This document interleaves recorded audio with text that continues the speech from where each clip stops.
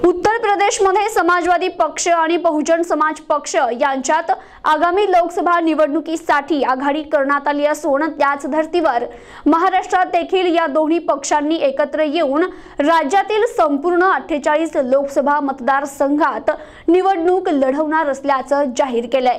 त्यानुसार नांदेड लोकसभेची जागा समाजवादी पक्ष लढवणार असून या पक्षातर्फे अब्दुल समद शेख यांना उमेदवारी जाहीर करण्यात आली आहे।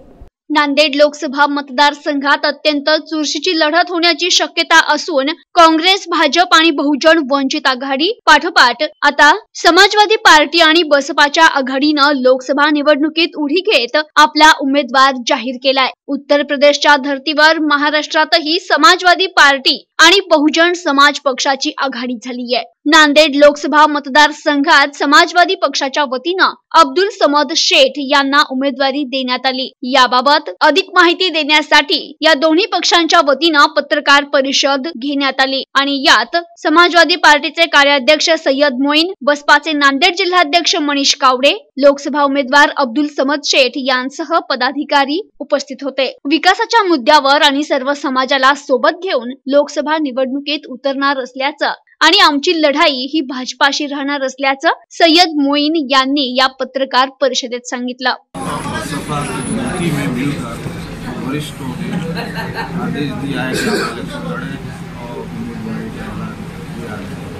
आपने कहा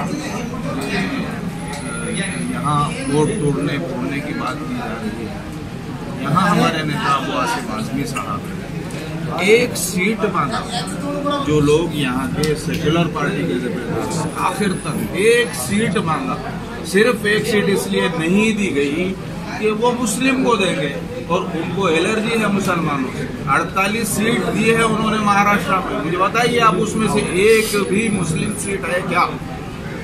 ये लोग जब वोट मांगने आते हैं पार्लियामेंट के तो मोदी से डराते हैं, शेर आ रहा है, और आज कह रहे हैं मोदी को रोकना है, फिर कल योगी को रोकना है। कब तक डराएंगे आप दलितों, मुसलमानों को, माइनॉरिटीज को? हम अपना फैसला अपने हाथ में लेके लड़ेंगे, हम जंग लड़ेंगे, हम अपना वजूद बताएंगे और इंशाअल्लाह हम अपनी कामयाबी दर्शाएंगे, हम कामयाब होके रहेंगे। सर, एक तरफ पूर्व मुख्यमंत्री अशोक चौहान है तो दूसरी ओर भाजपा की ओर से प्रताप पटेल चिखलीकर है। इन दिग्गज नेताओं के सामने आप टिक पाएंगे? आपका क्या राजनीति, क्या नीति रहेगी? यहाँ ये डिक्लेयर हो चुका है पूरे हिंदुस्तान में कि बीजेपी और कांग्रेस एक ही सिक्के के दो रुख है। अंदरून बाबा साहब अम्बेडकर ने कई मर्तबा प्रदेश अध्यक्ष कांग्रेस से सवाल किए कि युति तो हो जाएंगी, भाई सीट नहीं मांग रहा हूं मैं। एक मेरा प्रश्न है जो आप जवाब दीजिए कि आपने अंदर चड्डी कौन सी पहन रखी है? प्रदेश अध्यक्ष ने आखिर तक जवाब नहीं दिया। तो आप समझिए कि यहाँ क्या चल रहा है और क्या होने जा रहा है, हमें उसको रोकना है। और हम कब तक आपको वोट ही डालते रहेंगे? आप हमें सत्ता में भागीदारी दलितों को, मुसलमानों को, वंचितों को देंगे कि नहीं देंगे? हम हमारा हक छीनना चाहते हैं, वो देना नहीं चाहते, हम लड़के लेंगे। सर, किन मुद्दों पर आप सामान्य नागरिक को वोट मांगेंगे? हमारे मुद्दे सामने हैं। डेवलपमेंट का तो मेन मुद्दा रहता है, जो जुल्म मुसलमानों और दलितों पे किया है दोनों पार्टियों ने अपने दौरे इख्तियार में, हम उससे आजादी देना चाहते हैं। खरट कर अगर दलितों ने, हमारे बीएसपी के लोगों ने और मुसलमानों ने अगर खरट कर वोट डाला तो कोई पार्टी नहीं आएगी मेरे दोस्तों। ये खास तौर से तो कांग्रेस पार्टी में, कांग्रेस पार्टी जिंदा ही थी 70 साल से दलित और मुसलमानों पे। ये दलित मुसलमान हट गए तो ये लेवल आया इनका। आज वो तो सॉफ्ट हिंदुत्व की बात जो कर रहे हैं ना, उनको डर है कि कहीं हिंदू वोट हमसे ना खिसक जाए, दलित चले जाए, मुसलमान चले जाए, इसकी उनको परवाह नहीं है। लेकिन वो चाहते हैं कि हिंदू वोट ना जाए, खिसक जाएगा भाई, वो भी खिसक जाएगा। और मैं ये कहता हूँ बीटिंग का जो इल्जाम लगाते हैं, अरे भाई इल्जाम लगाने में क्या है? तुम आरएसएस की एक ए टीम बीजेपी है और तुम बी टीम नहीं हो सकते क्या? सवाल का जवाब है, उसका सबूत है मेरे पास। कुसुम ताई प्रोग्राम में जब उन्होंने आदर्शवादी लोगों का, आदर्शवादी ने वो जो सुदर्शन चैनल का वो प्रोग्राम लिया था, तो क्या समझ के, मैंने इससे पहले भी सवाल का जवाब मांगा था कि वो प्रोग्राम आपने अपने सभागृह में, अपने बनाए हुए कुसुम ताई सभागृह में, वो लोगों ने आपकी कोसों तारीफें की है। क्यों की है? क्या वजह है? कि इसलिए कि आपका ताल्लुक उनसे है। के माध्यम से समाजवादी पार्टी और बहुजन समाज पार्टी अपने तमाम नेताओं के आदेश के अनुसार नांदेड़ के लोकसभा के इंतखाबात में उम्मीदवारी का ऐलान जनाब अब्दुल समद साहब का ऐलान हम करते हैं। सपा बसपा का जो गठबंधन है यूपी की तर्ज पर आज वो गठबंधन महाराष्ट्र में भी हो चुका है।